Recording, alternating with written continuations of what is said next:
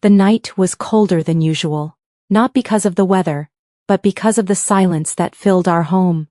The kind of silence that spoke louder than words, sharper than any argument.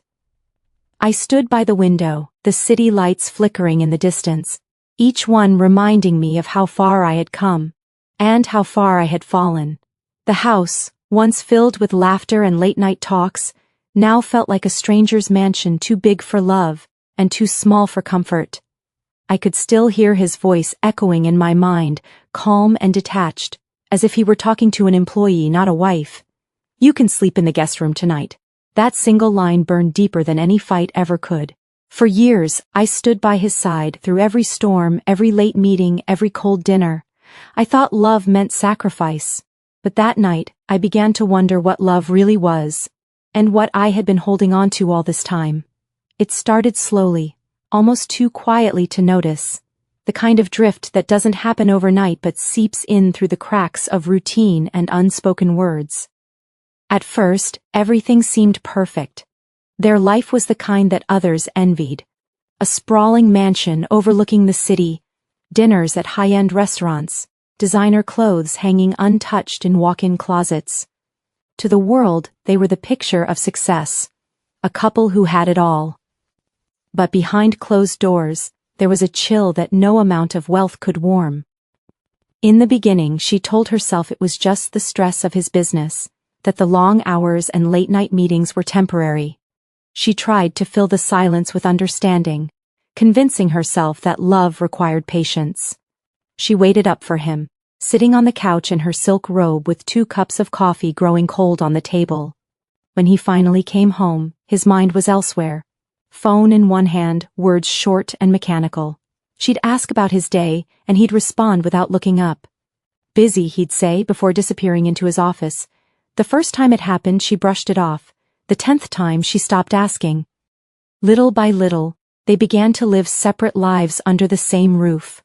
She'd wake up to an empty side of the bed, sheets untouched, the faint smell of his cologne fading faster each day. He started traveling more, claiming it was for business expansion. She started dining alone, her meals growing smaller as her appetite disappeared with every unanswered text.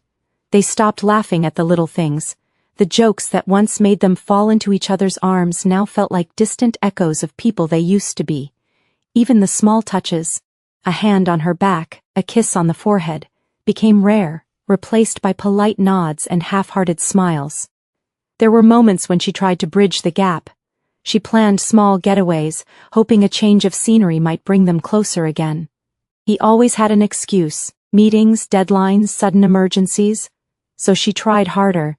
She cooked his favorite meals, wore the perfume he once said he loved, and filled the house with the soft music they used to dance to late at night.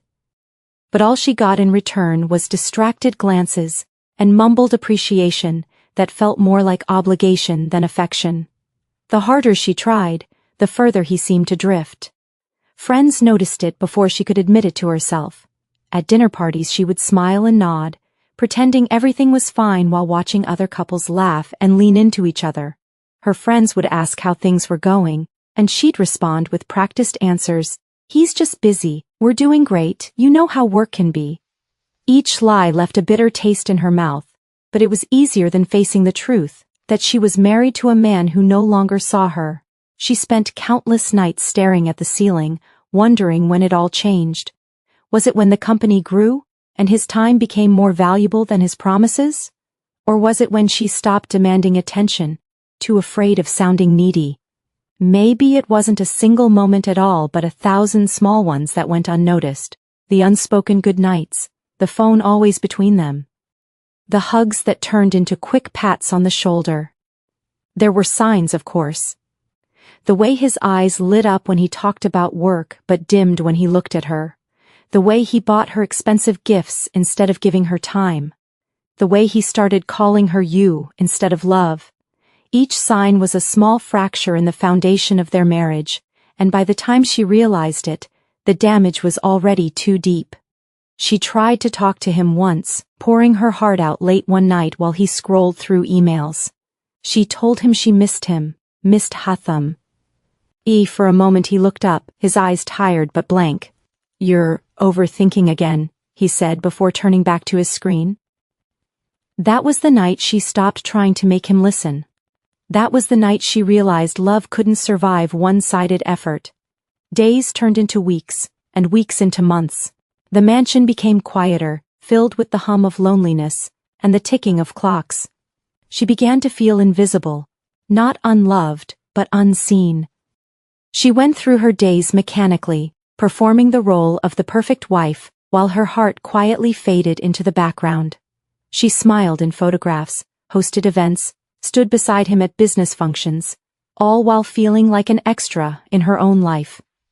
The emotional distance between them became its own presence, heavy, suffocating, constant. It wasn't anger or resentment that filled the space between them. It was emptiness, the kind that made her chest ache when she looked at him and saw a stranger wearing the face of the man she once loved. She realized that money could buy comfort, but not connection. Luxury could fill a house, but never a home.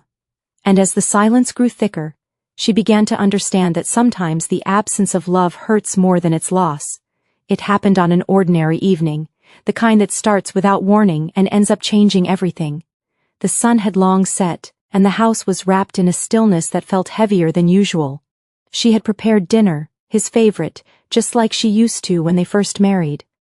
The table was set, candles flickering softly, the faint scent of rosemary and garlic filling the air. She had spent hours making everything perfect, thinking maybe, just maybe, he'd notice. But as the clock ticked past 9, she realized he wasn't coming home on time. Again. When he finally walked in, there was no greeting, no smile, not even eye contact. He looked tired, cold, and distracted, the same expression she'd grown used to seeing. His suit jacket was perfectly pressed, his tie loosened just enough to look effortless. He placed his phone on the table without a word, scrolling through it as if she wasn't even in the room. She stood there for a moment, trying to hold on to her composure. "Dinner's ready," she said softly. He nodded absently, still not looking up. They sat across from each other, the sound of cutlery against porcelain echoing in the silence. She tried to start a conversation, asked how his day went, if the new project he'd been stressing about was coming together. His answers were short, one word here, a grunt there, as though speaking to her was just another task to check off. She forced a smile, pretending not to notice his disinterest, but deep inside, something in her was breaking. She wanted to scream, to ask him what happened to them, why he'd become so distant, but the words got stuck in her throat. After dinner, as she cleared the table, he spoke, his tone calm, almost too calm. "You should sleep in the guest room tonight." For a moment she froze, unsure if she heard him right. She turned slowly, staring at him, waiting for him to laugh or explain, but he didn't. He just stood there, his eyes empty, his voice firm. "I have an early morning. I need rest. I'd prefer to be alone." That was it. No argument, no emotion. Just a simple order delivered with the same cold efficiency he used in board meetings. The words hit her harder than she expected. She felt the sting before she could even process what he'd said. Her hands trembled slightly as she placed the last dish in the sink. She wanted to ask why, to demand an explanation, but something stopped her. Maybe it was pride, maybe it was exhaustion, or maybe it was the sudden realization that this wasn't about a bad day or a sleepless night. It was about everything that had been falling apart between them for months, maybe years. She nodded quietly and walked away, her steps heavy but steady. Upstairs she stood at the doorway of their bedroom, staring at the space that had once felt like a sanctuary. The room still looked beautiful. Soft lighting, designer furniture, perfectly folded sheets. But it was no longer theirs. It belonged to him now, just like everything else in their life. She turned toward the guest room, a space she had never thought she'd have to use, and as she opened the door, the air inside felt foreign, untouched, like it was waiting for someone else entirely. Lying in that bed, she couldn't sleep. Every sound in the house felt louder. The ticking clock, the faint hum of the air conditioner, the muffled sound of his footsteps down the hall. Her mind kept replaying his words over and over, each repetition cutting deeper. "You should sleep in the guest room tonight." It wasn't just a sentence, it was a declaration. A message that said she no longer belonged beside him, that she was no longer wanted in the space she helped build, in the life she thought they shared. She stared at the ceiling, tears pooling in her eyes, but she didn't let them fall. Crying felt pointless now. There was no comfort left to seek. The realization washed over her slowly, painfully. Love wasn't supposed to feel like exile. She remembered the man he used to be. The one who couldn't sleep without her, who held her close and whispered promises about forever. But that man was gone, replaced by someone who saw her presence as an inconvenience. That night stretched endlessly. The darkness outside mirrored the emptiness she felt inside. Every minute she lay awake, she felt something shift within her. A quiet strength beginning to stir beneath the heartbreak. She wasn't angry yet, she was numb. But beneath that numbness, there was a flicker of something she hadn't felt in a long time. Self-awareness. She began to see things clearly for the first time in years. By the time dawn broke, the first rays of sunlight slipped through the curtains, casting soft light across the room. She sat up, her hair tangled, her eyes swollen, but her mind calm. She looked around the guest room, the plain walls, the cold sheets, the unfamiliar scent, and realized this was how he saw her now, as a guest in his life, someone temporary, someone replaceable. She didn't know it yet, but that one sentence would be the line that divided her life into before and after. It was the moment she stopped clinging to the illusion of love and started recognizing the reality she was living in. And though her heart was still breaking, deep down, something inside her whispered that she would never let anyone make her feel like a guest in her own marriage again.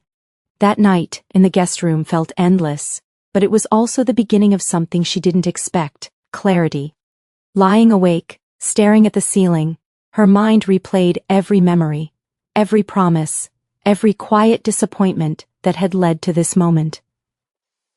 She thought about the woman she used to be, full of hope, laughter, and patience, and the woman she had become, silent and careful, afraid to disturb the fragile peace that existed between them.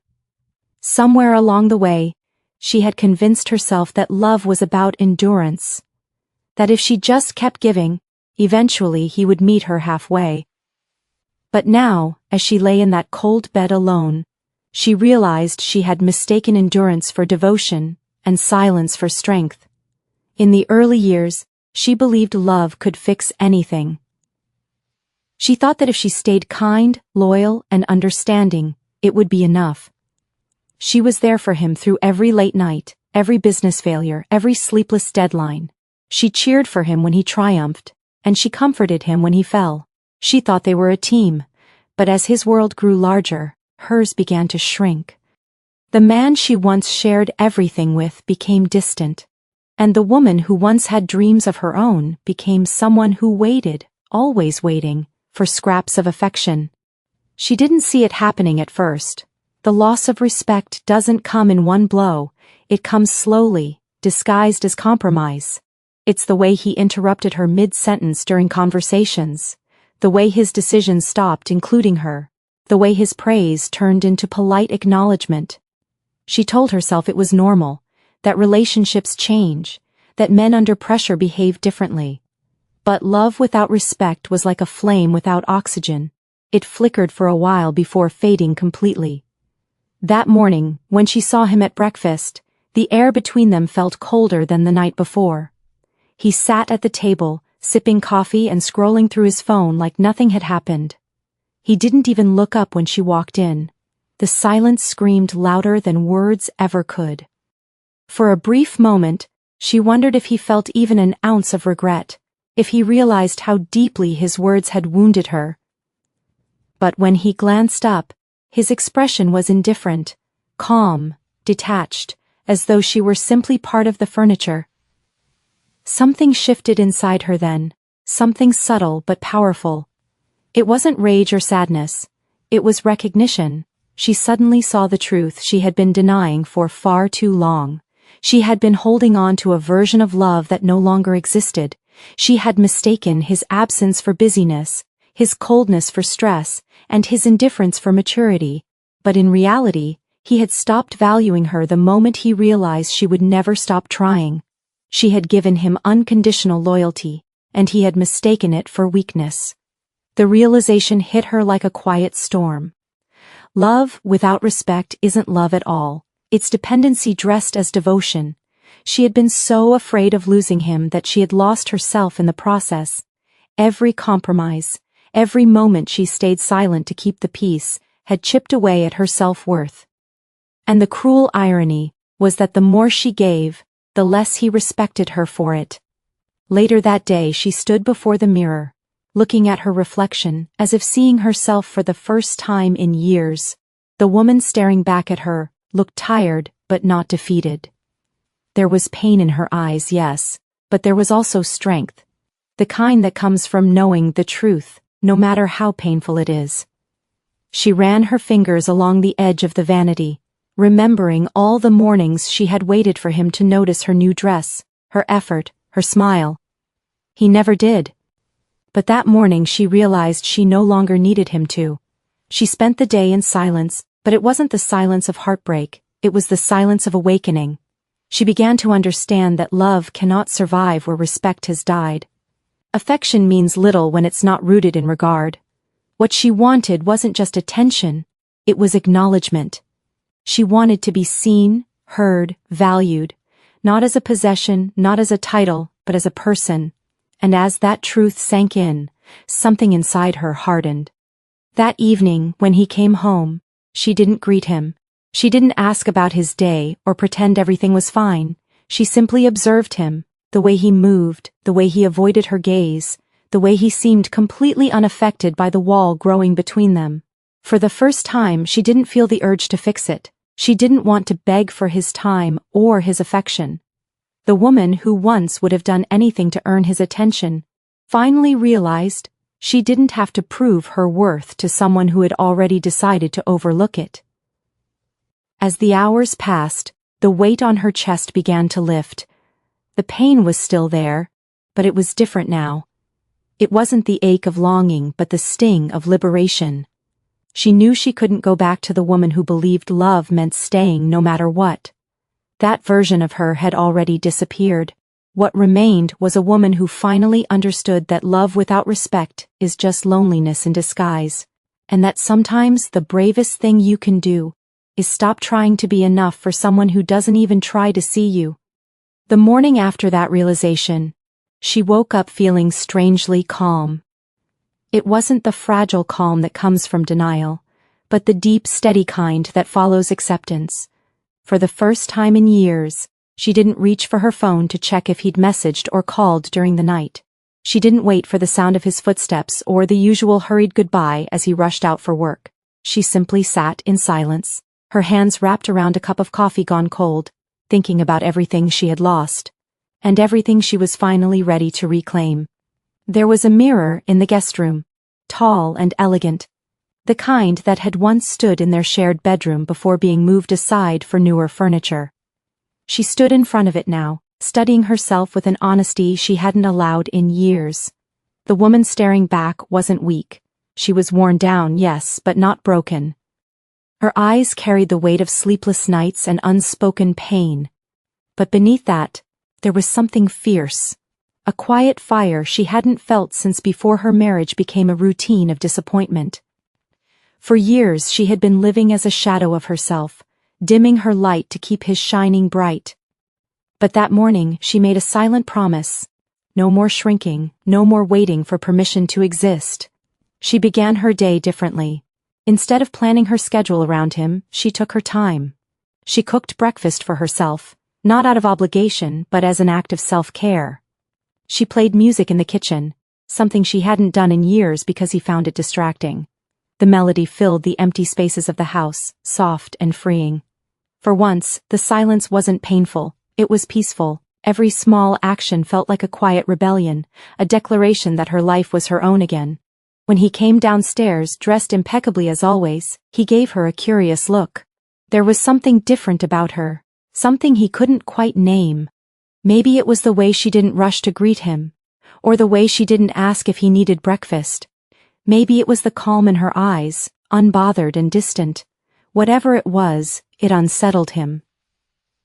He hesitated for a moment as if expecting her to say something. But she didn't. She simply nodded and continued her meal, and in that moment, the power in their dynamic shifted ever so slightly. He didn't realize it, but she did. That day she began to reclaim pieces of herself, little things that had been buried under years of compromise. She called an old friend she hadn't spoken to in ages, someone he had once subtly discouraged her from seeing because she was a bad influence. The conversation felt like breathing after years of suffocation. They laughed, shared stories, and for the first time in a long time, she felt like herself again, not someone's wife, not someone's accessory, but a woman with her own voice.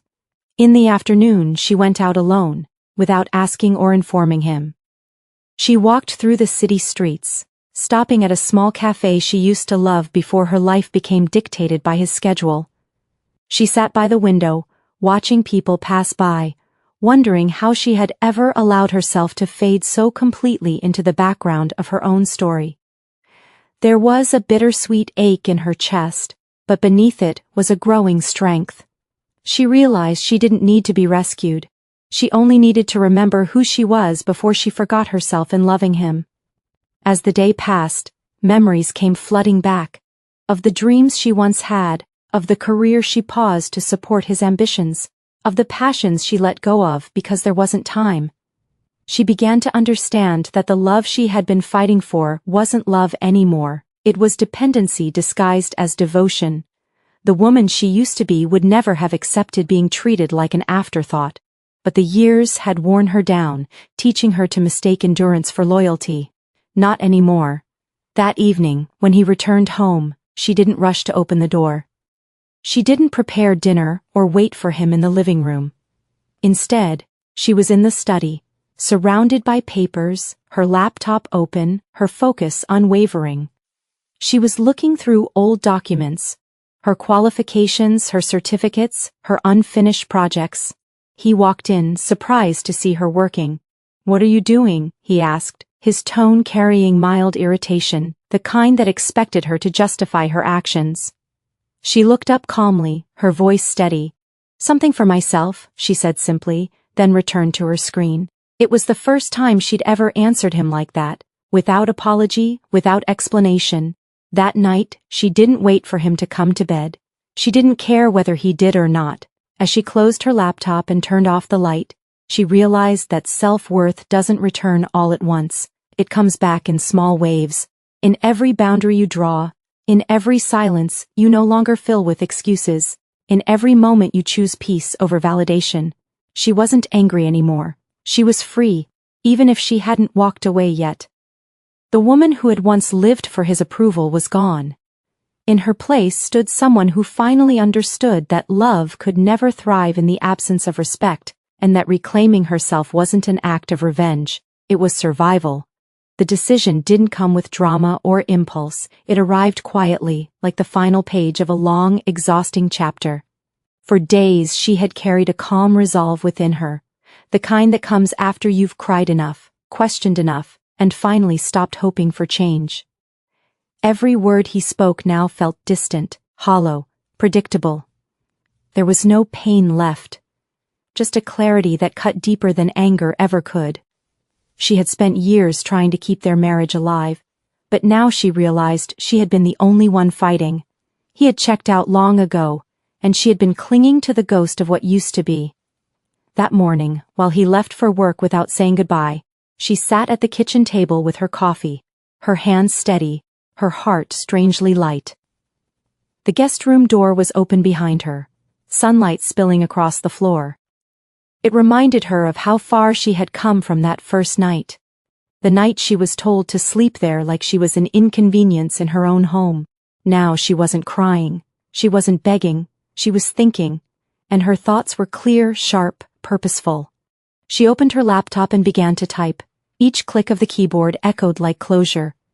The words, "petition for divorce," appeared at the top of the screen, and she paused for a moment. Staring at them, she remembered their wedding day, the vows they made, the promises whispered under soft music and candlelight.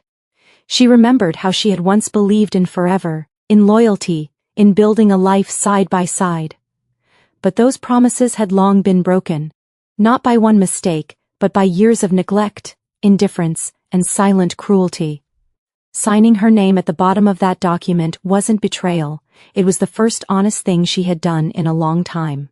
She didn't rush through it. Every word she read, every box she checked was deliberate. It wasn't revenge she was after, it was peace. The kind of peace that comes from finally walking away from something that has been suffocating you. She printed the papers, the soft hum of the printer filling the silence of the room. The moment the sheets slid out, she gathered them carefully, smoothing out the edges, her expression calm. It felt like holding the weight of her freedom in her hands. For years she had been afraid of what life would look like without him, afraid of starting over, of facing the whispers, the judgment, the uncertainty. But now, the fear was gone. What scared her more was the thought of spending another year, another day, living half a life. She had spent too long waiting for him to see her worth, not realizing that it was never his job to define it. She was done living like a guest in her own marriage. That evening she prepared dinner as usual, not out of habit, but out of choice. She set the table, lit the candles, and sat down to wait. But this time she wasn't waiting for his affection or his approval. She was waiting for the moment to end the chapter properly, with dignity. When he finally walked in, his face buried in his phone, he didn't notice the envelope on the table right away. He went through the motions, loosening his tie, muttering something about work. She watched him silently, her expression calm, unreadable. He sat down, finally looking up at her, perhaps sensing something different in her stillness. His eyes fell on the envelope, neatly placed beside his plate. "What's this?" he asked casually, picking it up without a second thought. His tone changed when he saw the words printed across the top. "Divorce papers." He looked up sharply, confusion flickering across his face. "Is this a joke?" he asked, half laughing, half irritated. But she didn't flinch. She met his gaze, steady and unwavering, her voice soft but certain. "No, it's real." For a long moment he said nothing. His expression shifted from disbelief to anger, then to something else, something like realization. "You can't be serious," he muttered, standing up. She remained seated, composed, almost serene. "I've never been more serious," she said quietly. Her tone wasn't bitter or emotional, it was final. The kind of tone that leaves no room for argument. He paced the room, trying to regain control of the conversation, but it was too late. The balance between them had already changed. She wasn't pleading, she wasn't explaining, she was done. Every word she spoke came from a place of strength, not spite. "You told me to sleep in the guest room," she said evenly. "You made it clear where I stand in your life. I just decided to stop standing there." He stopped pacing then, his jaw tightening. For once he had no response. She could see it in his eyes. The shock, the disbelief that the woman who once waited up for him every night, who forgave every distance and every silence, was now the one walking away. He didn't realize that when love dies quietly, it doesn't announce its departure, it simply fades until all that's left is resolve. She stood up, her chair sliding softly against the floor. "You can sign them when you're ready," she said, her voice calm as she gathered her things. As she walked toward the door, she didn't look back. The sound of her footsteps echoed in the hall, a rhythm of finality, of freedom, of peace she hadn't felt in years. The woman who left that house wasn't the same one who entered the guest room days ago. She was stronger now, lighter, finally choosing herself over the illusion of love that had long stopped existing. The next morning, the house felt different, quieter, heavier, as if it too could sense that something irreversible had happened. The divorce papers still sat on the dining table, untouched, the envelope slightly crumpled where his fingers had gripped it the night before. She hadn't expected him to sign them right away. She hadn't expected anything from him really. That was the strange beauty of it. For the first time in years, her peace didn't depend on his reaction. Still, She couldn't help but wonder what he was thinking as she packed the last of her belongings in silence, her movements slow and deliberate, the way someone moves when they know it's the last time they'll touch a place that once felt like home. When he finally came downstairs, he didn't speak at first. His usually perfect composure seemed cracked around the edges. His hair was unkempt, his shirt untucked, details she had never seen before. He looked at her as if she were someone unfamiliar, someone he couldn't quite read anymore. For a moment there was almost softness in his eyes, but it was too late for that. The moment he had told her to sleep in the guest room, something fundamental had broken. No apology could rebuild that. "You're really doing this?" he asked finally, his voice quieter than she'd expected. She didn't answer right away. Instead, she closed her suitcase, zipped it, and turned to face him. "I already did," she said softly. There was no anger in her tone, only truth. She could see the confusion flicker across his face. The disbelief that she wasn't begging, crying, or trying to explain herself. It unsettled him because he had always been in control. He had been the one deciding when to talk, when to fight, when to forgive. But now, for the first time, she was the one ending the conversation. He walked toward her, his expression hardening, trying to find the dominance he once had over her. "You're throwing everything away over one argument?" he said sharply. She almost laughed, not out of amusement, but at the absurdity of how little he understood. "This isn't about one night," she replied quietly. "It's about every night you made me feel like I didn't belong. It's about every silence, every dismissal, every time you looked at me like I was a burden." Her voice didn't tremble. It was steady, strong, unflinching. He opened his mouth as if to argue, but no words came. Deep down, he knew she was right. He had built walls around himself, convincing himself that providing wealth and luxury was enough to replace affection, that success justified neglect. But as he looked at her now, calm, composed, ready to leave, he realized money couldn't buy the one thing that truly mattered, her presence. For years, he thought she would always be there no matter how cold he became, no matter how many nights he shut her out. He had mistaken her loyalty for permanence. She picked up her coat, folding it neatly over her arm. "You'll be fine," she said simply, her tone not cruel but final. "You always are." There was a time when she would have stayed to comfort him, to make sure he wasn't angry or hurt, but that time was gone. Now, she understood that his emotions were his own to carry, just as she had carried hers in silence for years. She turned toward the door, her hand resting on the handle when his voice stopped her. "Wait," he said, the word almost breaking out of him. She turned slightly, not fully, her eyes meeting his just long enough for him to see that the woman standing before him was not the same one he had once controlled with indifference. "We can fix this," he said, his tone softer now, more desperate. "I didn't mean it that way that night.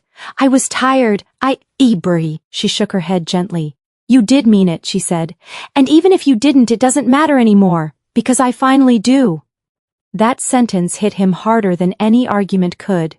It was in that moment he realized that she wasn't just leaving the house. She was leaving the version of herself who had lived for him. He tried to reach for her hand, but she stepped back. The distance between them wasn't just physical anymore. It was years of emotional neglect solidified into something immovable. As she walked out, the air felt lighter, even the sound of her heels against the marble floor echoing with finality. He stood there watching, unable to move, his chest tight with something unfamiliar, regret. It wasn't until the door closed behind her that the reality truly hit him. The house, once filled with her presence, suddenly felt enormous, echoing with silence. For the first time, he noticed how empty it was. The way her laughter had once filled the halls, the way her voice had softened his long days. Now there was nothing, just stillness and the faint smell of her perfume lingering like a ghost he couldn't chase away. He sat down at the dining table, the same spot where the divorce papers still lay. His hand brushed over them, the paper smooth and cold beneath his fingertips. He could have signed them immediately, out of pride, or torn them up in anger, but instead, he just stared at them, realizing they represented more than just the end of a marriage. They were the physical proof of his choices, The years he had chosen distance over intimacy, silence over honesty, ego over love. As the hours passed, the weight of it began to sink in. He thought about calling her, about asking her to come back, but for the first time, he understood that she wouldn't. This wasn't a fight she'd walk away from and return after cooling down. This was the end she had built with quiet courage while he wasn't paying attention. She hadn't left in fury, she had left in peace, and that made her departure final. He leaned back in his chair, staring at the papers again, and finally whispered to himself what he couldn't say to her. That he never believed she'd actually go. That he had taken her love for granted because he thought it would never run out. But now, faced with the silence of a home without her, he understood the truth too late. Love, no matter how deep, cannot survive when it's starved of respect. And the woman who once waited for him was never coming back. In the end, her departure wasn't a loss, it was liberation. She had spent years trapped in a life that looked perfect from the outside, but was hollow within, and walking away was the bravest thing she ever did. He was left surrounded by everything he once valued: success, wealth, power. Yet none of it filled the emptiness she left behind. For the first time, he understood that love cannot survive in silence, and pride cannot replace affection. She didn't leave to hurt him, she left to heal herself. And though he realized the truth too late, her absence became his greatest lesson, that the woman he took for granted had been the soul of his world all along. In her silence, she found peace. In his regret, he found clarity. But their story had already ended, not in anger, but in understanding.